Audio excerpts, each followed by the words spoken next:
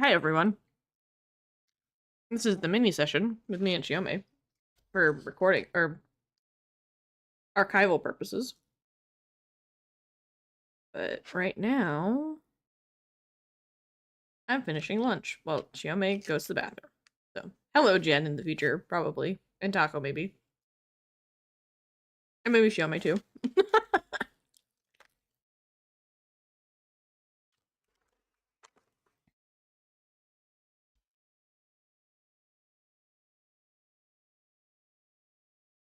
Being careful that my chewing sounds don't pick up on mic.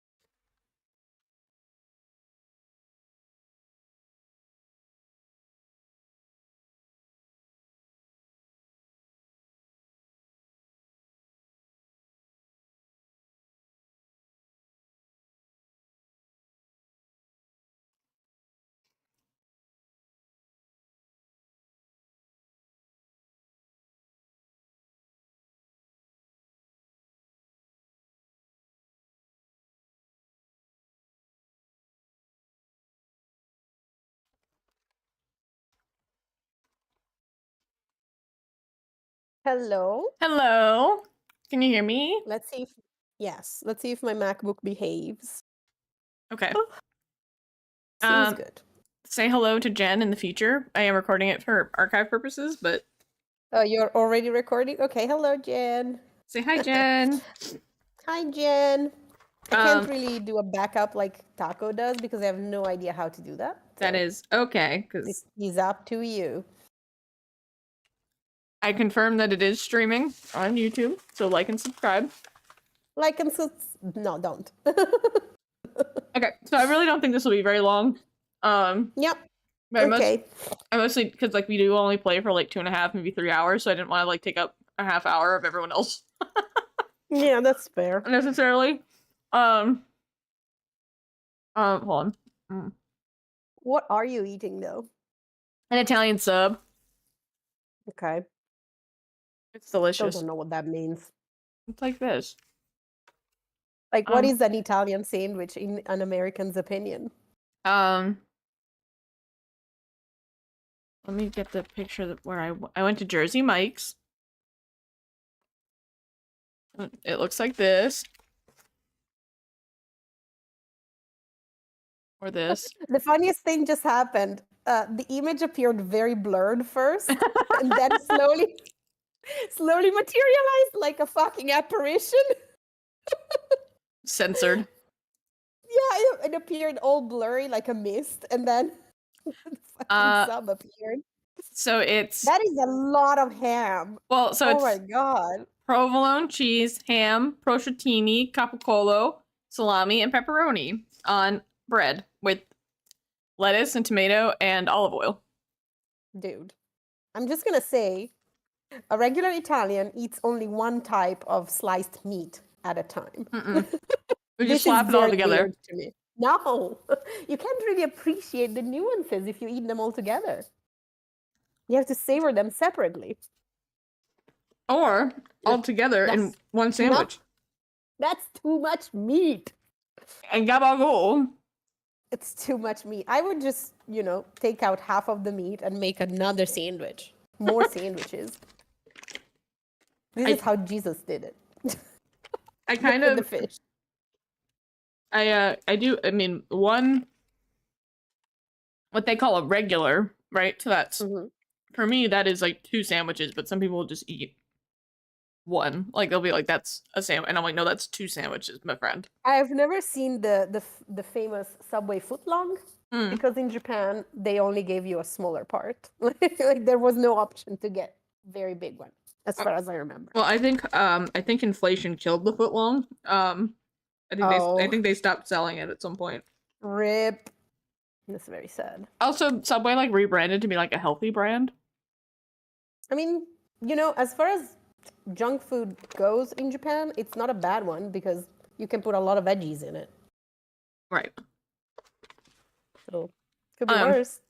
Jersey Mike's And is the potatoes are very few and small. Jersey Mike's is my favorite. Like if I'm gonna go get a sub, I'm gonna go to a proper sub shop. But Makes sense. if I have to get like a fast food sub, I like Jersey Mike's. Mm-hmm. Because I'm getting hungry. they slice the meat like as you order it. Like it's not like pre-sliced. Oh, that's good. Mhm. That's good stuff. Okay. Okay. So it's Please hard. weave your tapestry. Yeah, Thank you. it's hard to do music without the bot, but also Oh no. I don't think we I need can it. play something on YouTube. Yeah, for your own ambiance. Yeah, for me. No, I won't because my auditory processing is already pretty bad. So I won't do that. Okay. So More focus. I will um focus more. as you strike home true into the corpse that you've been basically dueling with, as I said, as it starts to kind of like collapse around your blade, you watch as this like purple smoke kind of like envelops you and Lulu. As it turns out, you two are the only ones in range of this. So this is fortuitous. Oh. Ori is just barely out of range, and the horse is too big. The horse is not coming. Oh, we are going somewhere. Well, no. Well, you're going. Mentally. Yeah. It's a trip. As the smoke envelops you both, Lulu exclaims that she's remembering something. And as you blink and then open your eyes again, you see yourself hovering like from like a third person omniscient point of view, as you seem to be high off the ground, and you're overlooking this what looks to be like a reddish, like this bloody red sand landscape. And around you, you can smell like the smell of like burning flesh. You seem to be on a battlefield. It is pretty noxious. It's pretty gross. And there's fire, sulfur smells, and you realize pretty quickly that this likely is on Avernus. As your memory's trying to keep up with like, you're like your memory is you're having difficulty parsing what are your thoughts and what is like maybe Lulu's thoughts, maybe someone else's thoughts.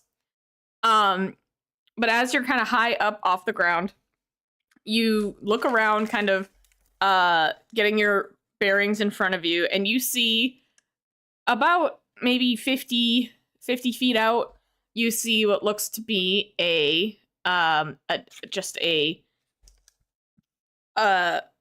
heavily armored creature that is stood up on the it's almost like it looks like a chariot, but it has a looks like it has what can only be described as some type of turret at the front of it. And it's got these large spoked wheels, and you see these two like demon horses pulling it. It seems to be the horses don't seem like beasts. They seem like they might be probably demons. They are extremely infernal looking.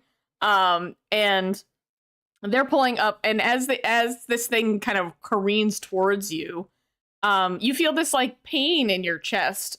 As you recognize the armor that this person is wearing, but like you Umbra don't really realize why it's familiar to you. But this person is wearing what looks to be armor reminiscent of what the knights in Elturel were wearing, the ones who were staffed kind of at the in the inside of the cathedral, or sorry, in the inside at the catacombs where the refugees are. Yep. But the armor has been twisted, and it has this like almost like these like vine-like growths, but they're red and they're like bloody looking. Like it's pretty gnarly. Like something has been clung to this thing and like eroded at it. And as this thing rides up, you watch as it takes out a sword, and it goes to swipe kind of in the space next to you, and you feel yourself leap and like almost hover for a moment, as you are able to kind of dodge out of the way of this swiping motion from the sword. And 50 feet out. Oh no, he's been approaching you very rapidly. Oh, okay. So now he's like right on you. And he you watch as he kind of swipes by, and then he kind of, he overshoots, right, in missing his swipe, and so he needs to bring the chariot back around. And in doing so, you kind of get a good glimpse at something that's like, as you kind of land again from wherever like you had kind of leapt to avoid the swipe, you look down and you see what looks to be two bodies that are sort of like, they look pretty bad off. You can't tell from where you're at if they're alive or not. They're not moving. On the ground? On the ground, kind of close to where you must have just been standing. But then when you leapt out of the way and you realize that the wheels of the chariot just barely kind of missed crushing them. And you leap out of the way, and then you look down and you see these, and again, that pain in your chest sort of like multiplies, and you feel like you can't, like, you have to look away because looking at it is painful. And you need to focus on what is happening. And you also notice, along with the two bodies, you see this like beautiful great sword that's kind of like, but like they were clearly holding it together. Like, but it's too big for one normal sized person to hold, and so these two people seem to have been carrying it together, and it's fallen between them where their bodies have also fallen. And you look up and you see that you are in like, you see as like this like thing on this chariot's kind of running around, and you notice that it's like kind of making this like, the force and the speed of these horses is like making this like crater that you're now in. Like it's like kind of quickly going around you, making almost like a sandstorm out of this like reddish blood sand that you're in.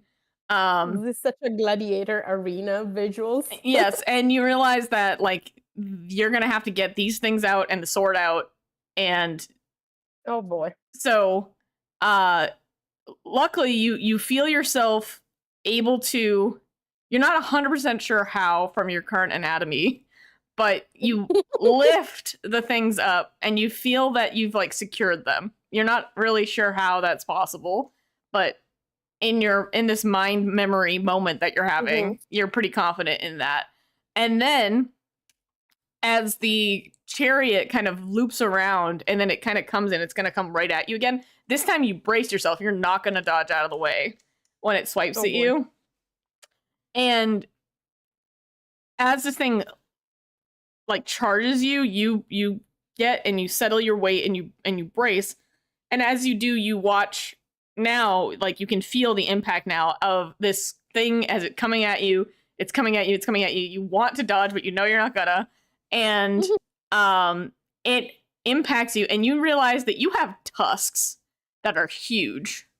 And you ram the tusks underneath the wheels of this thing, and you flip it, and you make it go flying. And upon being unseated, the armored creature inside it slides kind of along what is now the sandstorm that he's kind of dusted up with the speed of his chariot.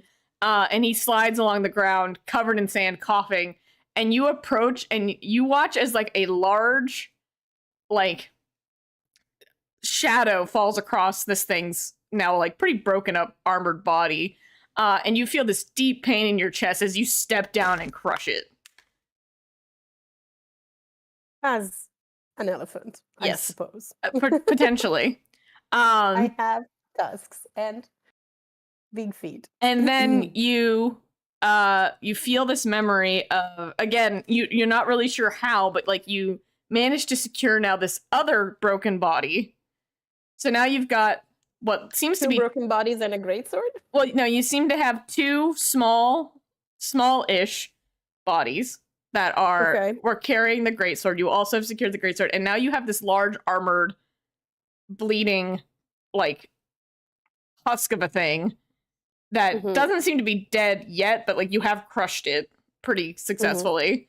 The horses, you're not sure where they went, but the chariot went flying. And upon kind of emerging out from the crater that's been caused by this confrontation, you see this like beautiful building that seems to be sort of like it's in the direction that you were heading, right? And it's this like this one beautiful, bright, like classic architecture type. Like it looks like it doesn't belong on this plane that you're in. And so you keep heading towards it. And you're thinking to yourself, I need to secure the sword, and then I need to secure the warrior that you've now dispatched. In that order. So you have to, the sword's the most important thing, and then you have to somehow lock down the armored creature. And you feel this great amount of sadness as you realize that the mine that you're in knew the creature that it just dispatched, right? And you as Umber realize that creature must have been Precious.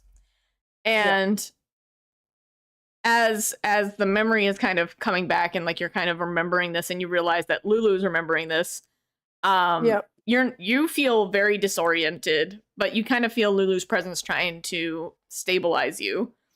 As you realize, like, this is mostly her memory, but she's kind of looking... Mind melding with Lulu. What an experience. And she's trying to, like, she's trying to make sure that you don't get, like, lost in the sauce, so to speak. Like, you know, she's trying to make sure that you don't get trapped kind of in the memory hole.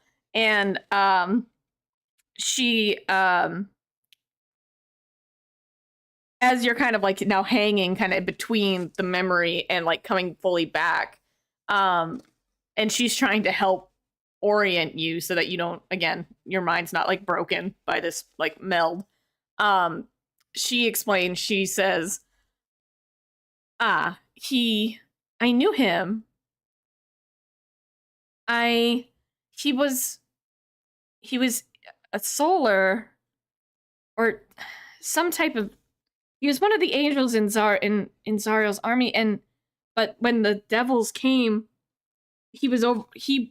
when Zariel fell, the other Celestials, many of them, if they didn't take to the Hells, they instead took to the Abyss to fight the Hells, fearing that they joined the other side of the war. And she's kind of looking at, like, you feel her presence kind of like shimmering, like she's kind of overwhelmed with emotion. She's like, he joined the Abyss to stop her, but he lost himself. He lost his mind. And she seems very, like, she's pretty put out by this, but the explanation and the realization that you are still separate from her is enough for you to, like, feel like you're not going to crater, right? You're not going to have your mind broken by this experience necessarily. And as you sort of, the memory sort of falls away, you realize that she probably has more to say, but you're kind of quickly coming out of the memory. And you can kind of feel the presence of your friends. You can feel the presence of the other horse that had been there. That fucker is still there. No, you can feel as it kind of collapses into this, like, into that same kind of sand that kind of made up Mhm. the sandstorm of the memory, and it kind of Mhm. dissolves and disappears. So it'll go away. Everyone else can deal with the confusion of that. Um, um, would I have any what can I say? Any feeling of whether any part of the memory was Umbra's, or if he was just, viewing Lulu's experience from Lulu's point of view entirely. so as you kind of have this, as Umber's trying to figure out whether or not the memory is his or not, you do feel like that piercing headache that you get when you get close to like realizing something, like that feeling that Mhm. starts up in like the base of your skull. And you realize that if you had the earring on, you would probably Mm. be getting pretty severely zapped right now. Um, Yeah. and so you have a feeling that somehow you were involved with the memory, Hmm. but you're realizing that Precious was there. You're pretty sure you're not Precious because he seems to be a separate guy. He But seems to be on the ground. there were two other. Well, in dust. There was Lulu. There were two other Yeah. creatures, and there was the sword. And you're realizing Was that I? Yeah. if your memory was somehow, if you were somehow part of this memory, you must be one of those five One of the people. two. Probably one of the two. We didn't see. Um, Unless I am a sword. unless you are a That's, sword, you could be a. We could never eliminate that possibility. You could be the soul of Zariel's sword. You don't know. And You don't know. as you kind of come out from the memory though, and you're realizing that like this is somewhat of a lead, right? That you were somehow Mhm. you were involved with the Blood War, you were involved with Zariel's army, you were involved with Lulu, Mhm. but you don't know to what degree, to what extent. You, for all you know, you may have. It's not very clear that those two bodies were alive. But did I get no good look at them? You were too high up from Lulu's perspective. Oh, we'll see. And at first you thought you might be Lulu and that you were flying, but then you Yeah. realized that she had these massive tusks. So you're like, actually, I think I was that high up because I was that tall. Oh my god. Not She was because a huge elephant. she was some type of something. And That's so cool. but as you kind of you've come back to the room, and the armored creature that you've been fighting has disappeared, has seemingly been cleansed. But you do notice that as you kind of blink your eyes open and are kind of back in reality, that the sword that had been implanted in the wall when it flung out of your hand, you do notice that it's got this like faint like glow to it. It's like it's giving off almost the same energy that you get that if you squint and look at Lulu, like you can just barely see her kind of like glowing a little bit, like with this radiant celestial energy. And you now see that similar energy on the sword, but it's still stuck in the wall. Oh. Can I go and, can I crawl with my 1 HP? Can I crawl towards it and take a look? Yeah. Hold on. Slowly moving. Oh no, I can't move anymore. Oh. Because Lulu's over me. Lulu Just shifts. assume I collapsed. If you would like to pull the sword out, you're gonna have to make me a strength check. I'm gonna try, just for the meme. Yeah, I think this will be funny. It will be sad. Okay, hold on. I mean, I have a 10. It's a flat 10. I'm not that weak. Yeah, just roll good. I will try. That's a 13. So I had the DC of a 12. So good job. Fuck yeah. You, because it's stuck in there, but as you kind of grasp hold of it, you realize that like it wants to be held. It wants to be kind of taken out and wielded. And I will tell you what your new sword is. Oh my god. Does it have a new name? Well, it does. You can name it whatever you'd like. But it's not sentient. That would be sad in this situation. Yeah. You can't replace a cat you just lost with another cat in the same breath. But it is a pretty cool sword. I am excited for that. It is called, actually, Eru may have had this, I forget. But it's called a Sunblade. Oh, I think maybe he did. Not sure. He had a son something. There you go.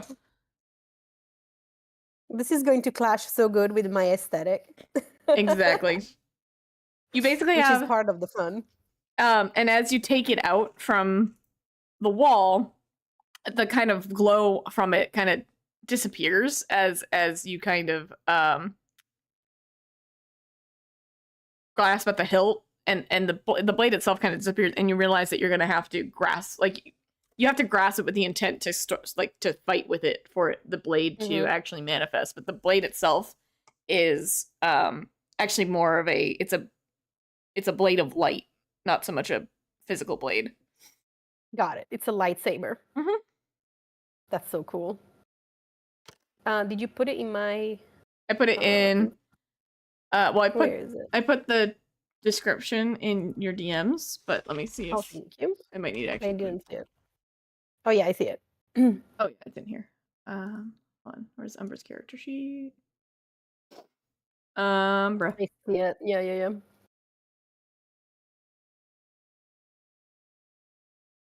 So it's a long sword, but I am proficient with it. That's cool. Mm-hmm. Sick. It looks like a long sword, but yeah, so long as you're proficient in either short swords or long swords, you're good. Mm-hmm. Oh, this is so cool. And there's your it's now in your inventory as well. So thank you. Mm-hmm. I think he'll have to deal with the, emotional fallout in his own time. Yes. But I'm sure he has a lot of more questions for Lulu that everyone else also wants to hear. I hope you enjoy doing radiant sneak attack damage. What's funny is that if I use Whales of the Grave, it's gonna be radiant damage and then necrotic on top of it for no reason. Right. But, yeah. You're a different person. You're truly getting into the Fallen Azamar mix. I was gonna say Riku from Kingdom Hearts, but same thing. Yeah. Wait, let me see. So, when you hit an undead with it, that target takes an additional 1d8 radiant damage. Oh yeah. Well, I think we already cleared out the undead here. Oh, but yeah. It's gonna be very cool next time we find one. Yes, hold on. I'm just realizing. Oh, I can also two-hand it, technically. Yeah. I'm just going to do that.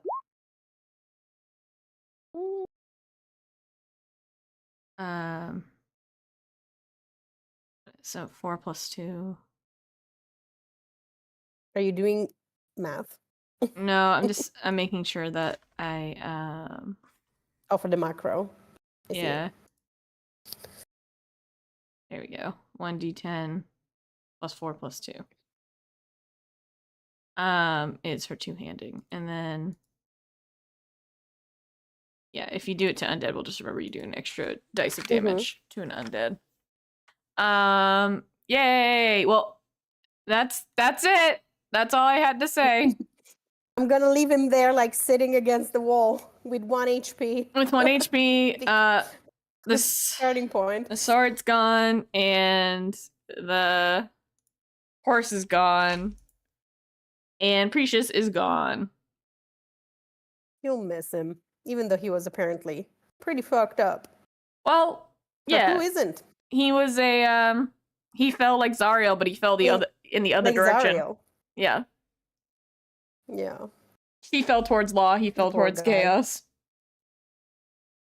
Yeah, I'm still that bitch that can't really differentiate devils and demons to this date. It's 2025. It's very much I know what it is, but yeah, it's more. Never remember. Also, like D&D itself is not very good about, because like fiends can be devils or demons, but they still just use the word fiend, and I'm like, because for me, a fiend should be a demon for the most part. Like maybe yes, because they seem more chaotic to me. Maybe it's my Pathfinder brain, because I'm pretty sure Pathfinder fiends are always chaotic and they're demons. They just seem chaotic. like Yeah. aesthetic wise. But like an incubus is a fiend, but it's a devil. Incubi are devils. Right. They're not demons. And I'm like, whatever. Whatever. It does matter because the way you roleplay them matters, right? Because devils are very Yeah. lawful.